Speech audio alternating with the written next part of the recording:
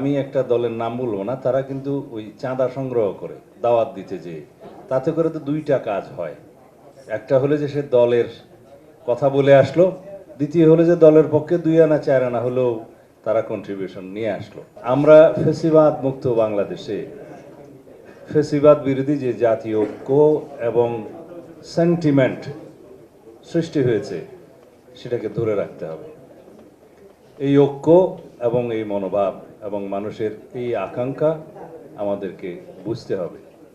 সেই জন্য আমরা সদস্য নবায়নের মধ্য দিয়ে আমাদের টার্গেট প্রায় আমরা হিসাব করে দেখেছি রাফলি হয়তো 1 কোটিরও অধিক আমাদের সদস্য সংখ্যা হবে, যার মধ্য দিয়ে আমাদের রশিদুজ্জামান মিল্লাত সাহেব ট্রেজারার তো ওই অঙ্কের হিসাবটা বলেছেন যে দলের একটা বিশাল ফান্ড এর মধ্য দিয়ে আসবে।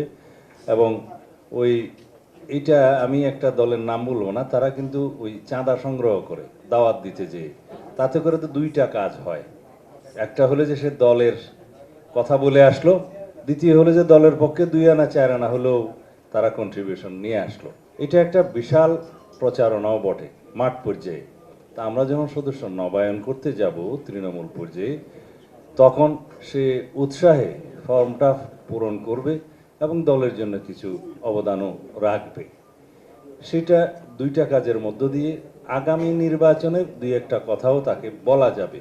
যেহেতু আপনারা তৃণমূলে যাবেন, সবাইকে পতিত ফেসিবাদের সীমাহীন পর্বত সমান দুর্নীতির খতিয়ানটা আপনারা কিছু কিছু তাদেরকে জানাবেন যে পুরো বাংলাদেশকে কিভাবে লুটপাট করেছে এবং দুর্নীতির মধ্য দিয়ে তারা কিভাবে বাংলাদেশের অর্থনীতিকে ফোকলা করে দিয়েছে সেটা আপনাদেরকে বলতে হবে তাদের সামনে। আমরা আমাদের রাজনৈতিক কর্মসূচি এবং ভবিষ্যৎ সরকারে গেলে আমাদের যে সংস্কার কর্মসূচি সেটা আমরা 31 দফার মধ্যে বিবৃত করেছি। এটা নিয়ে আপনারা জনগণের কাছে গিয়েছেন এবং এটা কন্টিনিউয়াস প্রসেস হিসাবে আপনাদেরকে যেতেই হবে, আরও গভীরে যেতে হবে। আপনারা কেন্দ্রে প্রশিক্ষণ নিয়েছেন,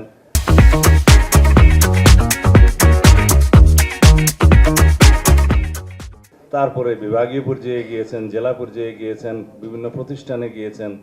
আপনারা তাদের মধ্য দিয়ে গ্রামীণ পর্যায়ে সবাইকে অন্তর্ভুক্ত করে সেই 31 দফার কর্মসূচিটা অবশ্যই আপনারা ছড়িয়ে দিবেন এবং মানুষের মধ্যে সেটা রীতিমতো আলাপ আলোচনা হইতে থাকতে হবে, অন ইয়ার থাকতে হবে 31 দফাটা কি এবং কখন দেয়া হয়েছে, কি উদ্দেশ্যে দেয়া হয়েছে। সেই হিসাবে আমরা আমাদের পজিটিভ রাজনীতিটা করলাম, কিন্তু আওয়ামী দুঃশাসনের শ্বেতপত্রের যে খতিয়ান সেটাও আমরা পাশাপাশি তাদেরকে জানাতে দিতে হবে এই সদস্য নবায়ন প্রোগ্রামের মধ্য দিয়ে।